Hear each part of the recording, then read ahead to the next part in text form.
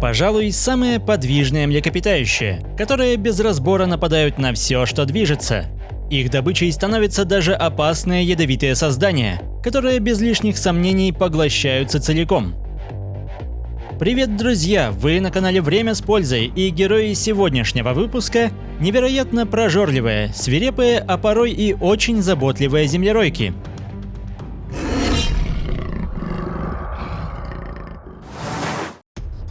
Землеройки – семейство млекопитающих, насчитывающее более 300 видов. Внешне зверьки похожи на длинноносую мышь, но грызунами они не являются. В зависимости от вида, длина тела землеройки может составлять от 3 до 15 сантиметров, а встречаются эти создания в полях, лесах, а иногда и пустынях почти по всему земному шару. Эти зверьки невероятно подвижны, и все свободное время они находятся в поиске пищи. Ведь, будучи одними из самых мелких млекопитающих, землеройки отличаются бешеной скоростью обмена веществ. Поэтому даже перерывы на сон длятся считанные минуты. Ведь оставленные без пищи, представители самых мелких видов могут погибнуть от голода всего за 5 часов. И это неудивительно, ведь их сердце бьется с частотой до 1300 ударов в минуту. Удивительно подвижный нос все время находится в движении, помогая улавливать запах добычи. Чувствительные длинные усы выполняют осязательную функцию, поэтому мало кому удается найти спасение в лесной подстилке. Подобно ежу, землеройки относятся к насекомоядным, поэтому все, что движется, спешно измельчается острыми, как шипы, зубами. Настоящим деликатесом становятся дождевые черви, а вот с богомолом стоит быть внимательнее, ведь он также хорошо вооружен. Тем не менее, прожорливость вынуждает землероек нападать на опасных и превосходно защищенных созданий. Например, в пустынях частой добычей становятся скорпионы, закованные в тяжелую броню и вооруженные цепкими клешнями и ядовитым жалом. Невероятно подвижный зверек грамотно реагирует на серьезного соперника, не бросаясь на рожон и не спеша выжидая подходящий момент. Выставленные вперед усы позволяют своевременно узнавать о намерениях врага, и за доли секунды зверек успевает увернуться от молниеносного выпада.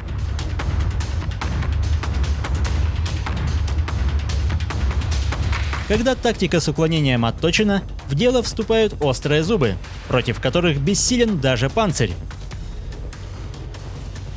Главной мишенью землеройки становится ядовитое жало. А когда скорпион теряет равновесие, бдительность сменяется на яростный натиск, пережить который у противника вряд ли получится. Наконец, некогда серьезный соперник стремительно разбирается на части.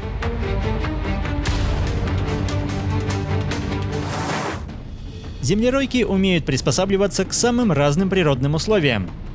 Главное для них – доступность любимой пищи. И чтобы не оказаться в сложной ситуации, каждый зверек имеет собственное охотничье угодье, вход на которое строго запрещен представителям своего вида. Однако территория настолько мала, что вблизи границ часто возникают спорные ситуации, и будучи невероятно свирепыми для своих размеров созданиями, землеройки незамедлительно устраивают ожесточенный поединок. Драка проходит настолько стремительно, что лишь замедленная съемка позволяет детально изучить ситуацию. Дуэль с каждой секундой сжигает драгоценную энергию, к тому же отодвигает прием пищи все дальше, что может быть чревато для живущего по строгому расписанию охотника. Поэтому в интересах каждого как можно быстрее прогнать соперника, и если того требует ситуация, нанести ему серьезные травмы. Конечно, в большинстве случаев, взвешивая все за и против, один из участников драки оставляет поле брани. Но бывают и особо упрямые противники, а поскольку острые зубы губительны для всего живого, часто подобные схватки заканчиваются плачевно для менее удачливого зверька. Маленький зубастый монстр не упускает возможности охотиться даже на земноводных, ведь они почти лишены защиты. Однако мощные задние ноги позволяют оставить преследователя позади. Но оторваться от него не так просто. Ведомый запахом добычи, голодный зверек не собирается упускать несговорчивый обед, который снова и снова ускользает прямо из-под носа. К несчастью лягушки, отдельные виды землероек обладают ядом. Резцы снабжены каналами, по которым в тело врага впрыскивается чрезвычайно токсичный яд, и порой достаточно одного стремительного укуса, чтобы жертва потеряла былую прыткость. Ждать, пока лягушка перестанет подавать признаки жизни, непозволительная роскошь, поэтому такая добыча зачастую поедается живьем. Полного содержимого ядовитых желез хватит, чтобы парализовать 200 мышей. Но для человека укус не опасен, хотя и является очень болезненным. Интересно, что отдельные виды землероек используют эхолокацию, способность издавать ультразвуковой писк, который отражается от ближайших объектов и возвращается к зверьку, что позволяет определить расстояние, форму и даже движение. Таким образом улучшается ориентация в пространстве, ведь маленькие глаза не наделяют землеройку хорошим зрением. Когда червяков и личинок не хватает, внимание маленького охотника может переключиться даже на пресмыкающихся. Разумеется, стычка с рептилией требует особой внимательности, ведь для змеи землеройка также может стать легкой добычей, а учитывая размеры, проглотить ее не составит труда. Тем не менее, зверек предпочитает действовать на опережение, и когда чувство голода достигает своего пика, охотник стремительно атакует, вгрызаясь в голову, что за считанные секунды превращает опасного соперника в солидный запас пищи. Что не бывает лишним, учитывая, что в сутки мелкие виды землероек способны съедать более чем вдвое больше своего веса. Отдельного упоминания заслуживает водяная землеройка, способная не только нырять, но и находить под водой самые желанные трофеи. Невероятная подвижность и ловкость позволяют ей настигать даже проворную рыбу, которая незамедлительно обездвиживается и поглощается, ведь под водой энергия зверька расходуется еще быстрее, чем на суше.